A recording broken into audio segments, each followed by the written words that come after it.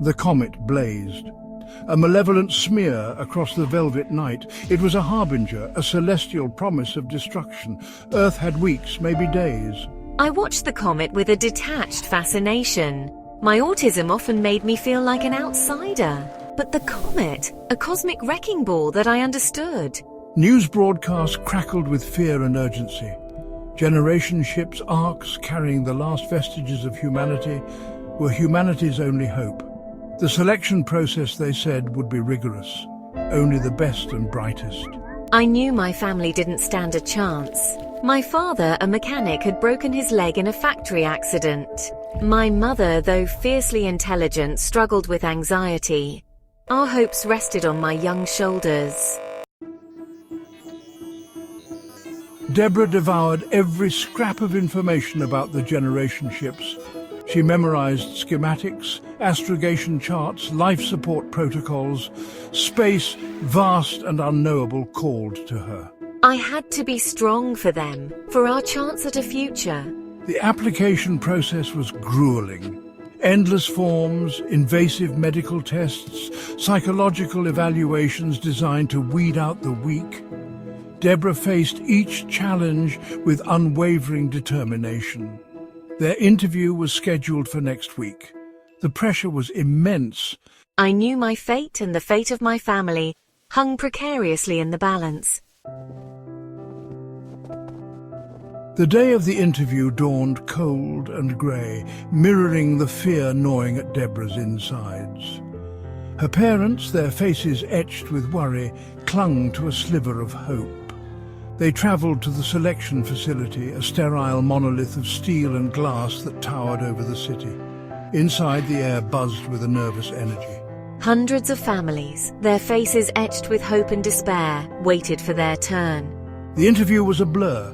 Debra, calm and collected, answered the panel's questions with precision. Her parents, however, faltered. The pressure, the overwhelming fear, proved too much. I watched, my heart sinking as my mother stumbled over her words, her anxiety a tangible presence in the room.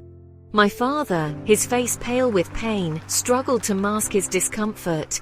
It was a disaster. Leaving the facility, Debra felt a crushing weight settle in her chest.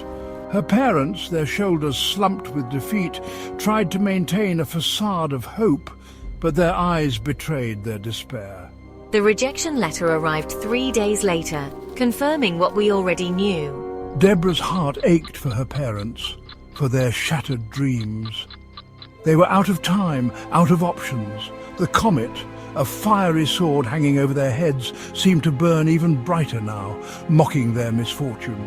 I retreated into myself, my only solace the star charts and equations that filled my notebooks. One evening, as the news droned on about the final generation ship preparing for departure, a strange sound cut through the air. A low hum, growing steadily louder, vibrating through the ground. I rushed to the window, my parents right behind me. What we saw made our hearts leap into our throats. Hovering above their house, bathing the street in an ethereal blue light, was a spacecraft. Not the sleek, sterile design of the generation ships, but something different. Something older. A beam of light shot down from the craft, enveloping us.